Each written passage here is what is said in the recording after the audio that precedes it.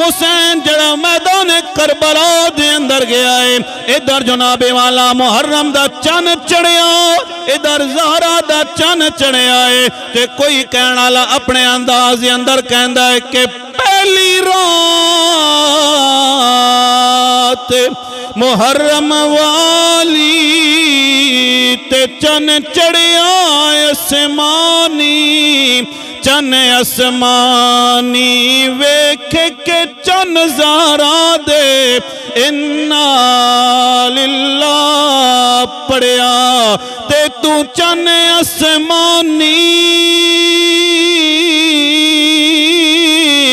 تے میں چن زہرا دا،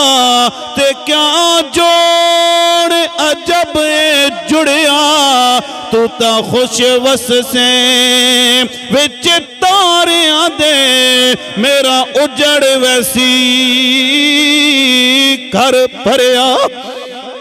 اللہ اکبر کبیرہ۔ حضرت امام علی مقام حضرت امام حسین جدو میدان کربلا دے اندر گئے نے، میدان کربلا نے کیا حسین بچ جا، میں تنہائی دا کر رہا، میں دہشت دا کر رہا ہوں، میں کرب و بلاواں۔ حضرت امام حسین نے فرمایا اگر تو کرب و بلائیں میں رسول اللہ دے کندیاں دا سردار ہاں، میرے نانا عرش تے گئے تے عرش معلّہ بنے آئے، اے کربلا جدو میں تیرے اندر ڈیرے لاواں گا پھر صرف تو کربلا نہیں رویں گی بلکہ تو کربلا معلّہ بن جائیں گی۔ اللہ اکبر کبیرہ۔ تے کہنا لگ کہندا ہے حضرت امام حسین نے فرمایا ہوئے گا جدوں تک عدالت عادل رہے ادو تک قانون نہ وکیا، لگی قیمت ہر تحریر دیے اتا حق دا مضمون نہ وکیا، تے بولی لگ گئی حاکم اقلاں دی تے قطعاً جنون نہ وکیا، ایمان دے تاجر وک دے رہے پر حیدر دا خون نہ وکیا۔